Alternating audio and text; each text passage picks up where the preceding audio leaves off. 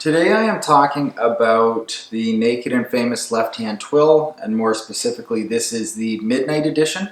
So the Left-Hand Twill, their other model that they have is a Indigo Warp by White Weft. The Midnight Edition is Indigo Warp as well, but it is a dyed black weft. And if you're not sure what I mean by that, I guess simply put, the warp yarns are what you see on the outside of your jeans. The weft yarns are what you see on the inside of your jeans.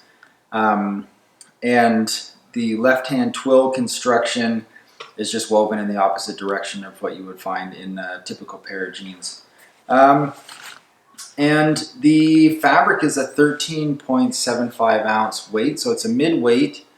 But the left-hand twill construction is a bit more of an open weave, so I find the left-hand twill to be a really nice breathable fabric and works really well in some of those warm, hot summer days, even more so than some fabrics that might be a little bit lighter. I've got some 10-ounce canvas, or I've got some 11.5 ounce denim, but I find that the left-hand twill, even at 13.75, is a much more comfortable and breathable pair of jeans to wear on those hot days.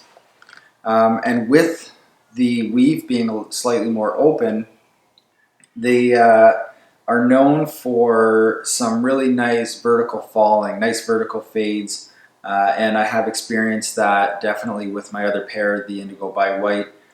They are fast faders, and the fabric is sanforized. So right now, these are pretty new. And same with my other pair when I first got them. Because they're sanforized, I will say that initially the fabric is pretty flat and almost a little bit boring. You don't have that character and texture that you have with unsanforized denim, because you lose some of that through the process of them doing the sanforization.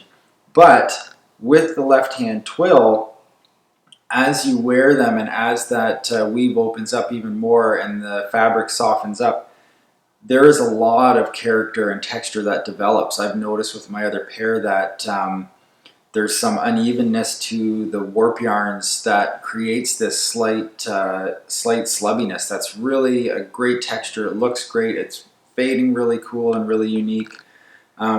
So it is a fabric that's really going to change over time, not just in the fades, but in the feel and the texture and the character there. So that's something that's really exciting and something to look forward to. In terms of some of the details in this specific pair, as you can see, the design is very monochromatic, very tonal, and something I like about that design is that it really kind of puts the spotlight on the fabric, and all those elements I just talked about are going to be even more pronounced because of just how much emphasis is put on the fabric itself with this design. It's a standard 5-pocket design, button fly, and again, going with that monochromatic design, the buttons are military grade, non-reflective black buttons. The patch is this really soft suede, and it's black as well. And this is actually a really neat spot to compare the Indigo Warp yarns to black, because in most lights these look like a pair of black jeans.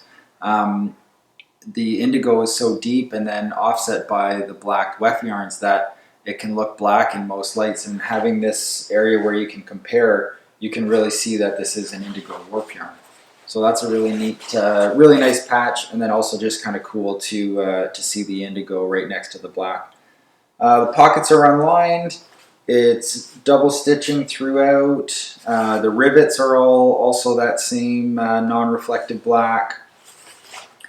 The inseams are flat-felled inseams. I don't really have a preference, flat-felled or overlocked. It's not really a preference for me. I will say the advantage of the flat-felled inseam for me is I do wear my jeans cuffed predominantly, and I do have a lot of boots with speed hooks. And with the overlocking stitch, I do have instances where the speed hooks will catch on those stitches, whereas with the flat-felled inseams, I don't have that issue. They're chain stitched, so there still is that little bit of flexibility that if you're, crouching up and down in your work, that there will be that little bit of ability for the chain stitch to kind of extend and that as you're moving around. Not as much as with an overlocking stitch, but there are pros and cons to both, I think. The Selvage ID, in keeping with their left-hand twill models, is a solid white on one side, and then on the Midnight Edition, it's a black line ID on the other side. On the Indigo, it's a blue line on the other. On the Indigo by White, it's a blue line. But it is a really nice ID that I like the one-sided look there. That's something that's unique for this pair for me.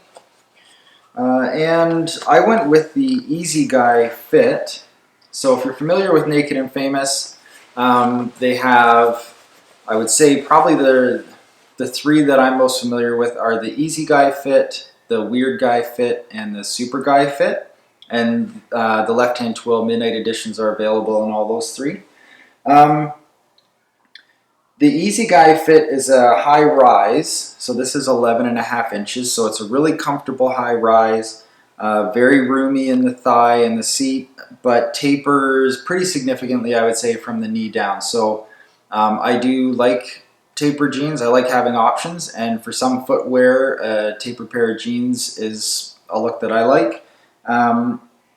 But if you're not looking for something that tapers, the Weird Guy fit, it's a slight taper, so it does still taper, but it's definitely not as significant as with the Easy Guy. But it's a slimmer thigh in the Weird Guy, so you won't have as much room in the thighs as you would, and the rise is only, I think, 10.25. It's different based on the model, but it's in that 10 to 10.5, which would be, I think, technically a mid-rise on the Weird Guy. But the Super Guy is somewhere in between, and if you, depending how long you've been following Naked and Famous, it's kind of coming from what used to be the super skinny guy. But it's not really, it does have that slim leg and tapered leg, but it's not your skinny jean that's kind of looks like it's painted on and doesn't fit over your boots or anything like that. Especially depending how you size. The Super Guys that I have, I just went up one size so that I could still have that sort of slim tapered look without having something that's tight on my legs. But the Super Guy is not going to be painted on you. Check the size guide and compare it to your favorite fit, and you'll get the information you need. But I would say don't be afraid of the Super Guy. It's not going to be as skinny as you think it's going to be. But the Easy Guy is what I went with: high rise, roomy thigh, and taper down. I also am just a big fan of Naked and Famous in general. I mean, they're made in Canada, which is a big deal for me. I really like being able to support a made in Canada product. I'm also just a really big fan of their fabrics. I talk a fair bit about fades. I'm a big fan of that just because each pair is going to be so unique to the user and how they wear them. But what drew me to raw denim in the first place was just the rigid fabrics. It's just my personal preference to have heavier, sort of more sturdy, rigid fabrics. And sometimes the con to that can be that as you initially start to wear them, the jeans can be rigid, but then also feel almost a little bit, trying to think how to describe it, not scratchy, but almost like they chafe a little bit at first until they start to soften up. Whereas with Naked and Famous, I don't have that issue. There's sort of a balance of these sturdy, rigid fabrics, but that are also comfortable even in that initial process as you're wearing them and as the denim is starting to soften up as you wear it. So really get great fabrics, and they are known to do some things that are a little bit more out there, or maybe, I don't know if experimental is the right word, but they've done glow-in-the-dark selvage and scratch and sniff denim, and so they have some of those things, and those things are out there, but there is so much more to the brand and to their denim fabrics and their selvage denim that I would highly recommend checking them out. They're also at a really great price point. So that's just a little bit about sort of my thoughts on the brand and on these jeans specifically. If you have any questions or if I forgot to include something, please let me know and I will be sure to get back to you. Thanks so much for watching.